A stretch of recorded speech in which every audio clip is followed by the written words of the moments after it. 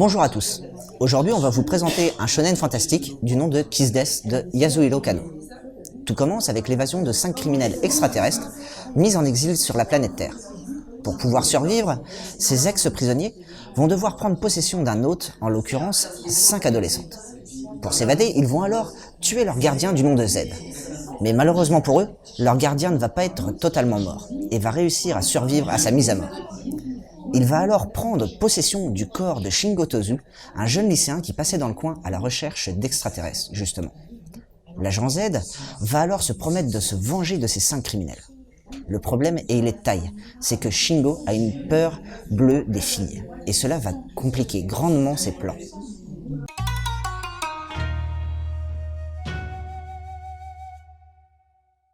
En ce qui concerne le dessin, on a affaire à un style mixte, qui alterne les cases très détaillées et d'autres avec une quasi-absence d'arrière-plan.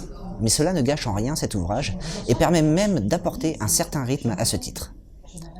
On a de superbes scènes d'action qui sont bien mises en valeur avec les traits de mouvement, ce qui rend d'ailleurs les combats bien plus intenses. Pour ce qui est du découpage des cases, on reste sur du classique avec un découpage rectiligne, peut-être un peu trop à mon goût. J'aurais aimé voir un peu plus de juxtaposition entre les cases pour donner encore un peu plus de vie pour ce shonen.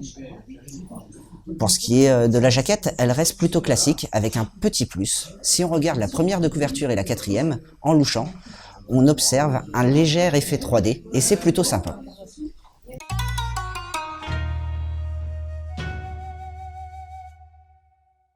Yasuhiro Kanno nous avait déjà habitués à ce genre de shonen, car il est l'auteur de Pretty Face, une série en 6 tomes qui a fait pas mal parler d'elle au Japon.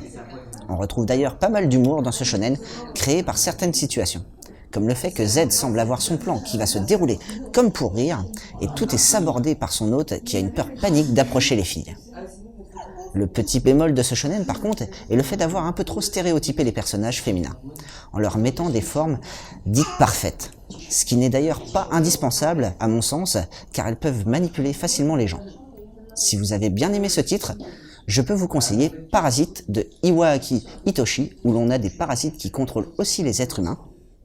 Ensuite GTO, le Grid Teacher Onizuka, car tout comme Kill Death, j'ai pu retrouver ce même humour empreint de petites culottes et de jeunes lycéennes.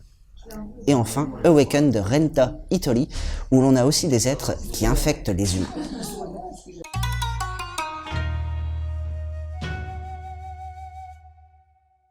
En résumé, Kill Death est un shonen fantastique de Yasuhiro Kanno, où l'on va suivre l'agent Z qui va tout faire pour capturer 5 fugitifs extraterrestres en exil sur Terre qu'il avait laissés auparavant morts.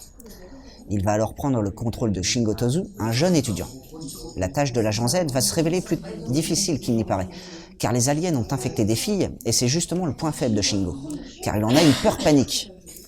Pour ce qui est du dessin, on a affaire à un travail mixte, avec une alternance de cases détaillées et d'autres qui le sont très peu.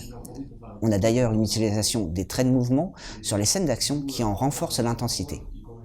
Le découpage est somme toute plutôt rectiligne et classique, et aurait pu être un peu plus excentrique par moments. Le petit plus est la légère 3D quand on louche sur la jaquette.